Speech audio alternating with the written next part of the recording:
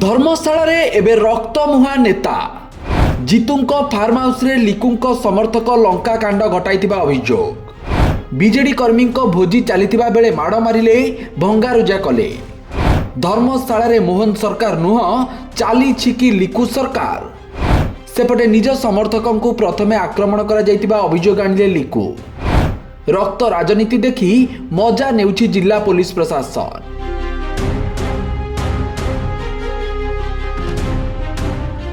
धर्मशाला रे लिकु जीतुंको राजनैतिक शत्रुता एबे रक्ताक्त रूप नेलानी।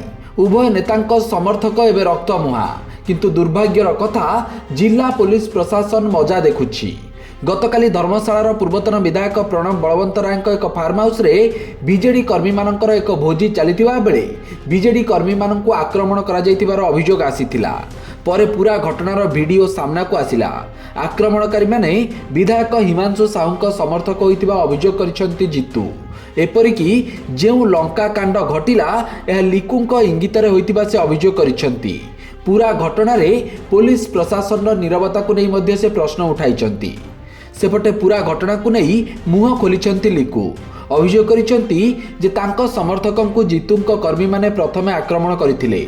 जीतू निज कर्मी माननको मद मांस देई धर्मशाला रे हिंसाकांड घटाउछंती।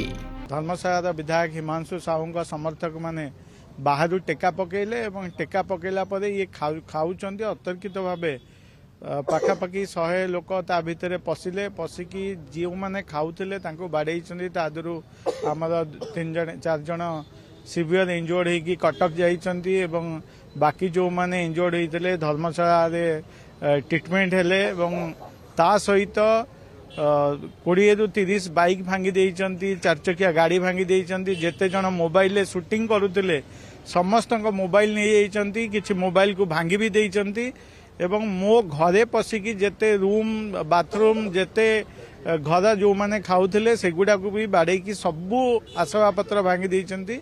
विशेष करी सेटा नुहे जो लोकों को जो भली भावे पके उठे बाड़े मो विजुआल भी देइछि।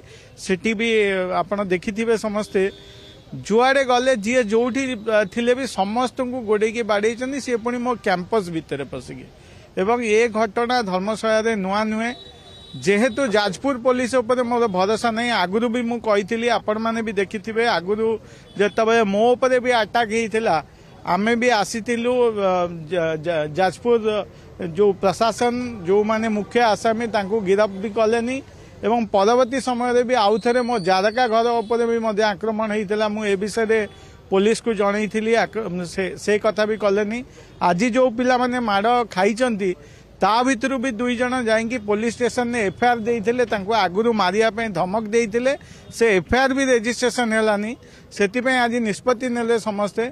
जेहेतु आमर जाजपुर पुलिस उपर विश्वास नहीं, आमे डीजी को कैंप ऑफिस आगे एठी धर्मशाला जो माने माड़ खाइचंती आ जो माने आज मीटिंग करुले समस्ते आसीचंती। आज एठी आमे बसिबु जेपर्यंत न्याय न मिली आमे निजे सुरक्षित नुहे। धर्मशाला रे जदि आमे घरे रहिबु भी जो माने माड़ खाइचंती जदि घरे रहिबे राति रे तांको नारे भी मिछ केस हबो।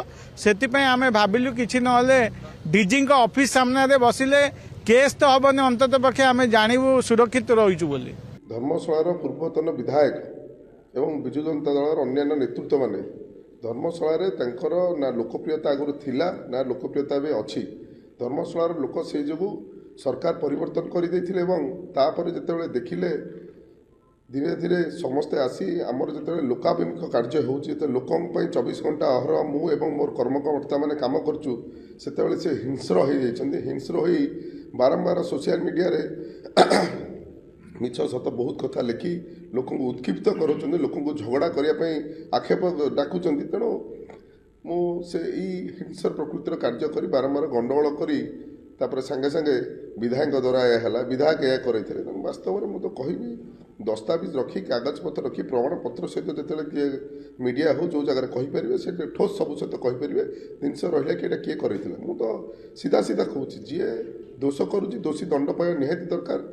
भोजी करिया ए जिनस करिया मद मांसर भोजी करिया एमती जिनस करी लोक उस्केबा सोशल मीडिया रे जो नेगेटिविटी जिनस लिखिकी लोक झगड़ा करवा ये जिनस कर बारंबार कहूँ 147 निर्वाचन मंडल आउ ताहापर को पूर्वतन विधायक काहापर किछि होनी को धर्मशाला सब हो जाउची कोन पाई जिनस होउची कोन पाई तमे एते हिंसर स्तरु काई जाउचो काई एमती कर जाउ तो कोठी होनी। तेबे एठी प्रश्न उठुछि जदि जीतुंक कर्मी माने रक्तमुहा थिले तेबे जीतुंक फार्म हाउस रे पसी भंगारुजा करुथिबा पिला कहार जहाँ चित्र सामना को आसीछि सेथिरु स्पष्ट जଣା पडुछि जे जीतुंक फार्म हाउस भितरे पसी बीजेडी कर्मी माननको माड़ मराजिबा सह गाड़ी गुडी को भंगारुजा करा जाउछि।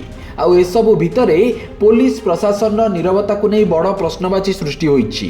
घटना को 24 घंटारू अधिक समय बीतीथिले भी एपर्यंत कार्यानुष्ठान शून्य जहाकु नहीं एबे साधारण रे चर्चा हेउछि जे धर्मशाला रे एबे मोहन सरकार नुह बरं लिकु सरकार चलीछि।